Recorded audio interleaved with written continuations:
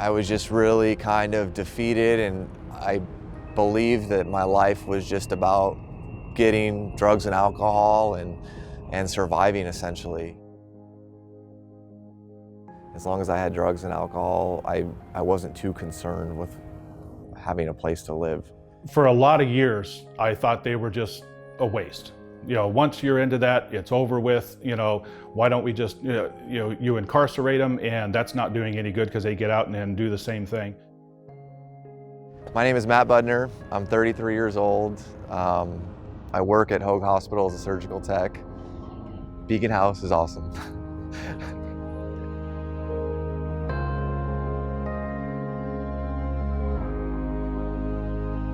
When I used and drank for the first time when I was 14. And then from the age of 14 through high school, it was really rapid. I began using at school, drinking at school. My grades went from great to mediocre to not eligible for sports to not graduating on time. And the people around me were changing. I was moving away from the good kids and kind of felt like I fit in with the other people that use drugs and alcohol. And I joined the Navy, which was my attempt. Well, my mother's told me to join the Navy. And that was my plan, to stop drinking, to join the Navy, which is funny. After joining the service, I felt like I had purpose again, and I was really driven and motivated to be like Johnny on the spot sailor guy. And that was quickly overshadowed with my addiction and my drinking. And about a year into my enlistment, after completing most of my training, I picked up right where I left off. Drinking on the job, drinking after the job. I was using drugs in the service, and this behavior continued for almost my entire enlistment, which was about 9 years. I met a girl, fell in love, and obviously that relationship failed. I deployed to Iraq twice. I was using so much in Iraq that I actually had a seizure, and I got medevaced back to the States, and came back here addicted to drugs and alcohol with an 8-day-old son, and no solution except to continue to drink and use more. My family was tolerant of me and helped me as much as they could, but really didn't believe anything I said, and rightfully so. The only thing I could do to kind of get by was pick up and use and drink again, and that lasted another couple years until I got found out by my commanding officers, and they gave me a second chance and a third chance and sent me to rehab, and finally I was discharged from the Navy, where I entered my 5th treatment center. And within 30 days of completing that program, I was homeless for the first time in my life, and strung out, homeless downtown San Diego with no answers. And at that time of my life, I really just wanted to die. And my turning point in that was I called my mom, Collect. She agreed to pick me up, and she took me to the VA in Long Beach, and they said, you're either going to the Beacon House or you're going to a shelter. And I was scared of being homeless anymore, and they took me to the Beacon House, and I was introduced to a sustainable solution that works. My name is John Bettis, and I live in San Pedro. I don't really have an official capacity with Beacon House, but I have stepped up and volunteered some time to help them out with some construction issues. I was hearing that they were living out of totes. Basically, your Rubbermaid tote was their, every piece of belonging that they had was included in this tote. And I didn't think that was acceptable, so I stopped by the pit one day and I talked to, I believe it was Lynn, and I asked if it would be okay if I build, 3 or 4 dressers and donate them to the guys. And he says, that would be wonderful. Let me check with the board. And 2 days later, the executive director called me and said, that's a wonderful thing, but is it possible to do 24? Well, I'm working out of my house, so, I don't know, but I'm up for the challenge. So, let's try it. That's when I talked about getting some guys involved to help out. So I asked if they could send guys up to assist on the weekends, which they gladly did. So every weekend for several months, I had 2 guys coming up to my house, and we were all working together, and they were learning a little bit about how to work with wood. They had a little bit of pride because they knew that one of these dressers was going to be for them. The dressers stay with the house, but they get to use them while they're there. But I always had lunch with the guys. So we'd shut everything down, and that's when I got to talk to the guys individually and learn about their lives one-on-one. Over the next few months, we ended up doing, I believe it was 45 of them, and then they received some more funds from a donation or however they came up with the funds for it, and they put it in order for another 25, so we finished those off and delivered to the guys. With residents between 100 and 110, I've done 65, so there's still a need for 45 or 50, so at some point I expect my phone to ring and ask me for more. My first impression of the house was it was crazy. I just saw a bunch of smiling people who said they were alcoholics, and I didn't know what was going on.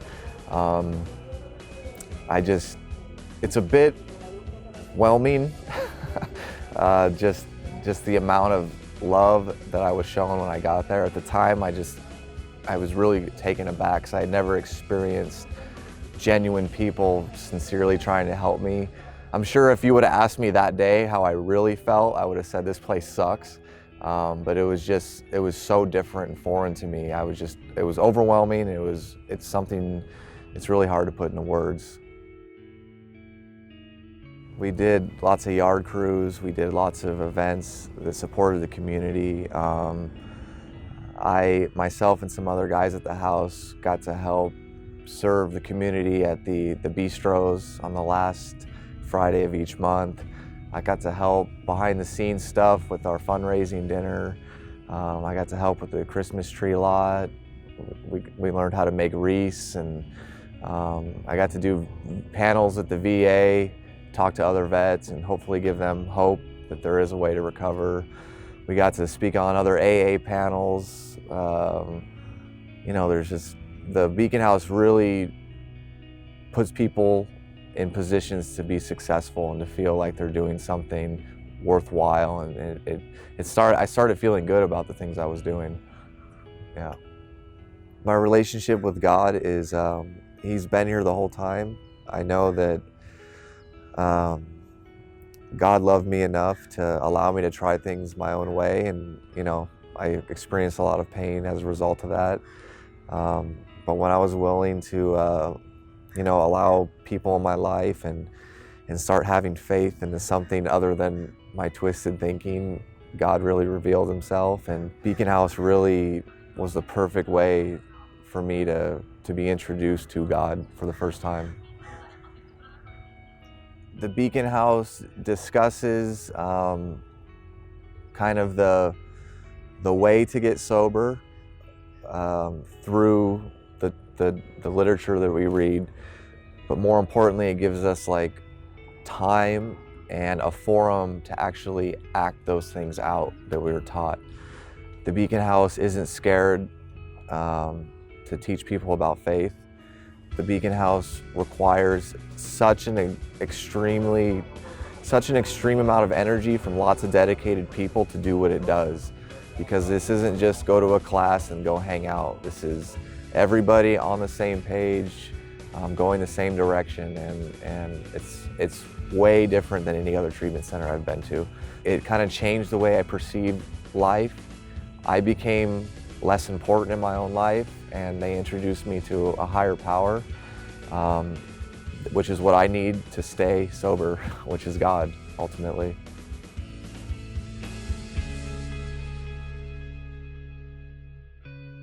Addiction and homelessness is on the rise countrywide. I don't know the exact reasons why but it's growing, and that's of concern. Something needs to be done. It's just a matter of how to find the proper way to do it. At the bistros, you get to listen to the guys talk about how many programs they've been in, and they average 3, 4, 5 different programs, and with no success whatsoever, they come to Beacon House and their lives are turned around. And as far as I'm concerned, Beacon House should be a model for the balance of the country. It's changed me as far as how I look at people on the street and what addiction can do to people. But I also found that there's a way out of it, and that is the most important thing.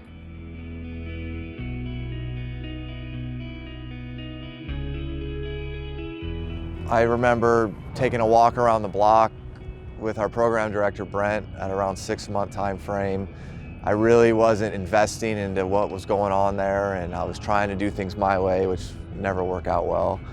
And he just told me, I thought I was gonna get scrutinized and get in trouble, but he just calmly said, he looked me in the eyes and he says, you need to start using what God gave you for its intended purposes, and that's to lead other men and be helpful. And I just remember that having a lot of meaning and value to me at that time, and I was scared to take on that role, but the people at the house, the men and the staff members of the house really focus on what we do and what we do well so that we can use those tools to help other people. My relationships with friends and family are better than they've ever been. Most of my friends either live at the Beacon House or are graduates or staff members at the Beacon House. My friends today they tell me when I'm screwing up. They hold me accountable. They call me, they check in on me. My family loves me.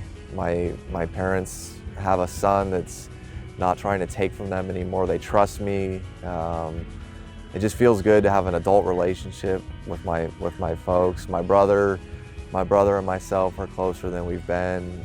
My son, I speak to my son on a regular basis. His mom trusts me. It's just all relationships with everybody is 1000% better. Yeah, I love the house. There's really nothing I could articulate that would do it justice. The people here are amazing. The support for the house is amazing, and God's got his fingerprints all over this place, and it's pretty obvious. And the house restores families, not just alcoholics, but other people who are affected by that alcoholic are brought to faith as well, because they see the radical change in their child's life. So yeah, it's an amazing place. I love it, and I want to be part of it the rest of my life.